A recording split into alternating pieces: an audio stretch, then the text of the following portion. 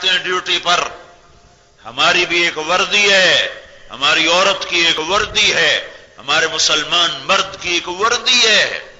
یہ میں آپ کے سامنے جو بیٹھا ہوں، یہ مولوی صاحب کا لباس نہیں ہے، یہ مولوی کا حلیہ نہیں ہے، یہ غلام رسول کا حلیہ ہے. ایک فوجی کا اپنا لباس ہے. کہو نا کرنل صاحب سے کل آپ ہندوستان کی وردی پہن کے آ جائیں، کپڑے سے کوئی فرق نہیں پڑتا، جیسے مرضی پہن لو. یہ کہیں گے مجھے مروانا ہے، کورٹ مارشل کروانا ہے میرا، ہندوستانی فوجی کی وردی پہن کر میں نے پھانسی چڑھنا ہے. کیوں؟ حکومت پاکستان اگرچہ کمزور ہے پر اتنی بے غیرت نہیں ہے کہ اپنے آدمی کو دشمن کے روپ میں دیکھ سکے. اتنی غیرت تو اس کے اندر بھی ہے.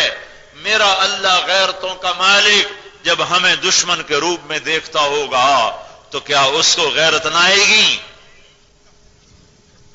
جو آج بھی تمہارے سینے میں گولیاں مار رہے ہیں اور تمہاری نسل کو ذبح کر رہے ہیں اور تمہاری بیٹیوں کو ننگا کر کے بازار میں پہنچا دیا، انہی کی معاشرت سے متاثر.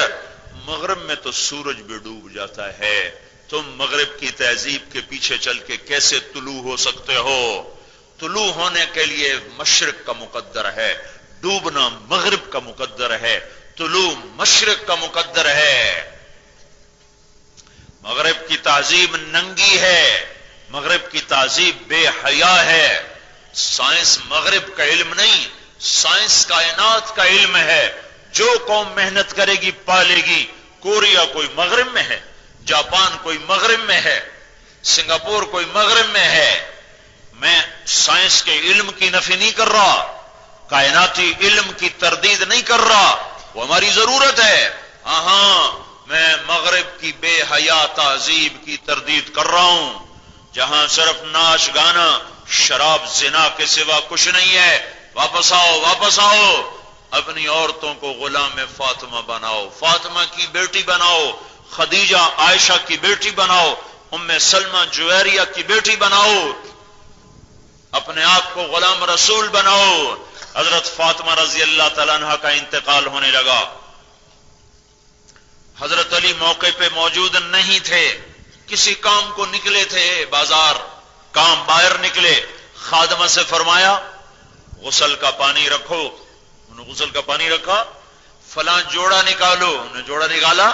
غسل فرمایا، کپڑے بدلے، ارشاد فرمایا میری چارپائی کمرے کے بیچ کر دو.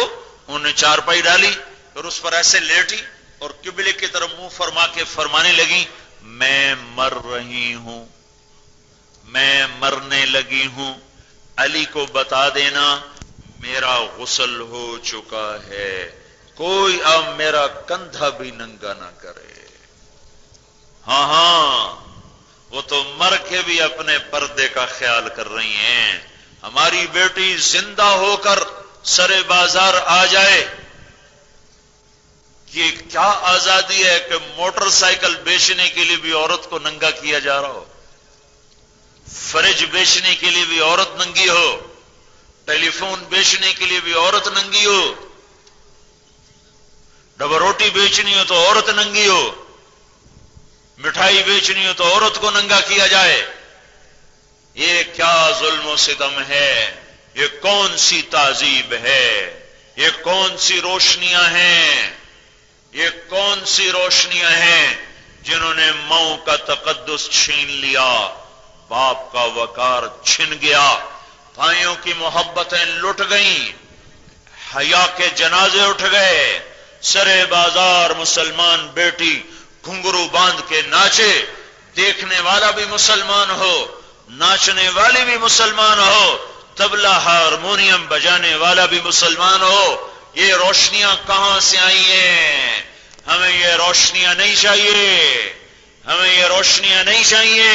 جہاں بیٹی کے سر سے دوپٹہ اتر جائے، جہاں بوڑھی ماں کا حال پوچھنے والا کوئی نہ ہو، جہاں بوڑھا باپ اپنی اولاد سے کھلے ماتھے بات نہ کر سکتا ہو کہ پتہ نہیں پتر کیویں گل کرے وڈ نہ لوے کدائیں کتے طرح، جہاں ایک چھاتی کے دودھ پینے والے بھائی آپس میں مقدمے بازیوں پر اتر چکے ہوں، ایک کرسی کی وجہ سے مسلمان کا دشمن ہو چکا ہو، اس چھوٹی سی سیاست کی وجہ سے قطع تعلق بائیکاٹ ہو چکے ہوں، بازار کا ترازو ٹیڑھا ہو چکا ہو، چیز میں ملاوٹ آ چکی ہو، میٹر کی بجائے گز کو میٹر بنا کے کپڑا بیچنے والا کپڑا ناپ رہا ہو، ہائے ہائے بڑے بڑے بینک سود کا اعلان کر رہے ہوں، جھوٹ کے بازار گرم ہوں، یہ کون سی روشنیاں ہیں؟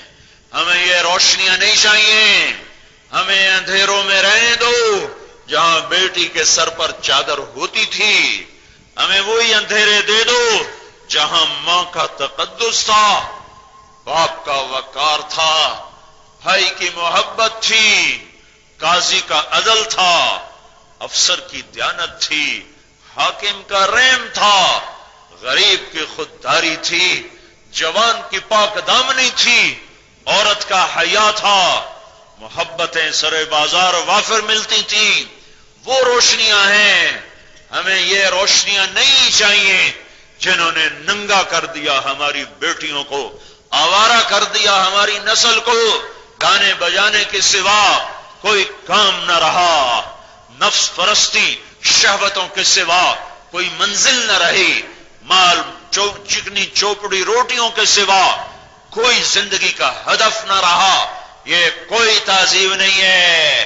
ہمیں وہی سرسوں کے تیل کے جلتے ہوئے چراغ چاہیے جہاں ماں کی عزت تھی، ہمیں وہ پرانی لالٹینیں چاہیے جہاں باپ کے آگے اولاد نوکر کی طرح ہاتھ باندھ کے کھڑی ہوتی تھی، ہمیں وہی موم بتیاں چاہیے جن کی روشنیوں میں بیٹھ کر ساری دنیا کے بادشاہ اللہ سے کپ کپا کے عدل کے فیصلے کیا کرتے تھے۔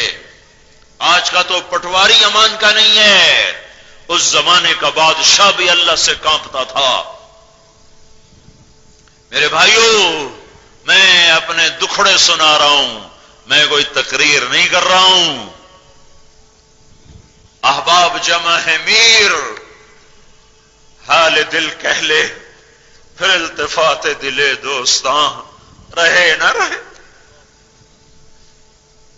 مجھے نہیں پتا کہ میری آواز تمہارے دل تک پہنچی ہے یا کانوں سے ہی ٹکرا کر صدائے باز گشت بن کے ہواؤں میں اڑ گئی ہے یا میلسی کی زمین میں دفن ہو گئی ہے، مجھے نہیں پتا کہ میں دل کے کواڑوں پر دستک دے سکا ہوں یا میری آواز صدا بصحرا ثابت ہوئی ہے، مجھے نہیں پتا کہ میں نے دل کی دنیا میں دل کے تاروں کو چھیڑ کر کوئی نغمہ بجایا ہے کہ نہیں بجایا، مجھے نہیں پتا کہ تم نے مجھے دیوانہ سمجھ کے میری بات کو ایک کان سے سن کر دوسرے کان سے نکال دیا ہے، لیکن میں تو اپنا درد کہوں، میں تو اپنے اندر کی بڑاس نکالوں، گھر کو جلتے دیکھوں، اے ہائے نالے بلبل کے سنوں، محو غمیں دوش رہوں، ہم نوا میں بھی کوئی گل ہوں کہ خاموش رہوں،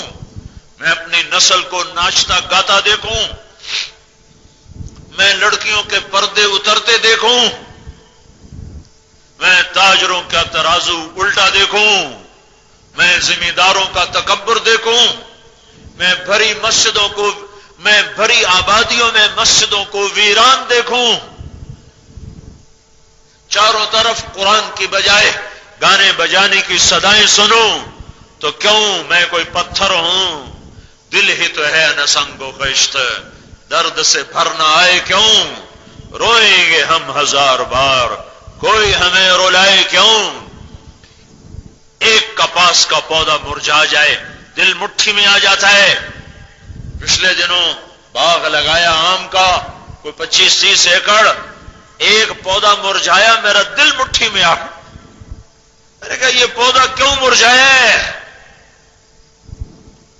کہا جی بکری منہ مار گئی تھی،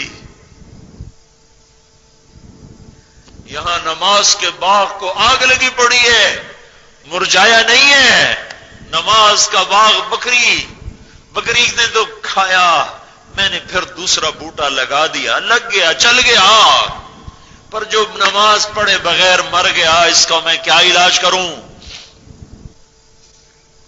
نماز کا پودا